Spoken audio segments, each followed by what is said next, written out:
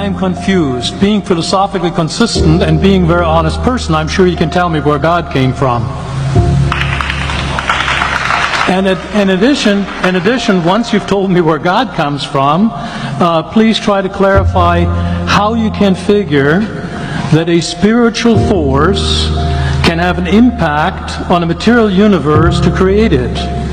I think that some years ago we already talked about that kind of thing in philosophical circles at any rate, by posing the question, if angels are made of spiritual matter and a pen is made of material matter and spiritual matter displaces no space, how many angels can dance on the tip of a pen?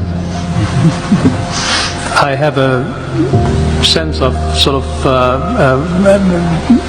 reversal experience here, but please do, go ahead. You got 5 minutes. Now, I just want to know which question. That's all right. You may take the rest of the minute. We're supposed to do one question at a time. Which one would you like? That was part of the format for the debate. So which question? I want you to fill in the story of the rest of the beginning of the universe. God, spiritual matter, impact on material matter. Okay. So 2 questions. All right. Go ahead. All right, your question, where did God come from, assumes that you're thinking of the wrong, obviously it displays that you're thinking of the wrong God. Because the God of the Bible is not affected by time, space, or matter. If he's affected by time, space, or matter, he's not God.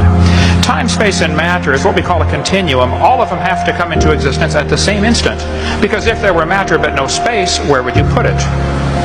If there were matter and space but no time, when would you put it? You cannot have time, space, or matter independently. They have to come into existence simultaneously. The Bible answers that in 10 words. In the beginning, there's time. God created the heaven, there's space, and the earth, there's matter. So you have time, space, matter, created a trinity of trinities there. Just, time is past, present, future. Space has length, width, height. Matter has solid, liquid, gas. You have a trinity of trinities created instantaneously, and the God who created them has to be outside of them. If he's limited by time, he's not God. The guy who created this computer is not in the computer. He's not running around in there changing the numbers on the screen, okay? The God who created this universe is outside of the universe. He's above it, beyond it, in it, through it. He's unaffected by it.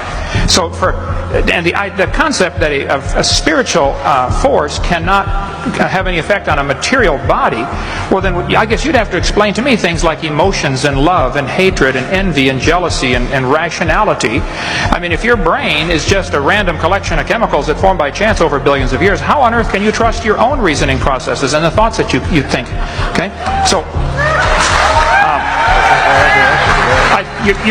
your question, where did God come from, is assuming a limited God. And that's your problem. The God that I worship is not limited by time, space, or matter. If I could fit the infinite God in my 3-pound brain, he would not be worth worshiping, that's for certain. So that's the God that I worship. Thank you.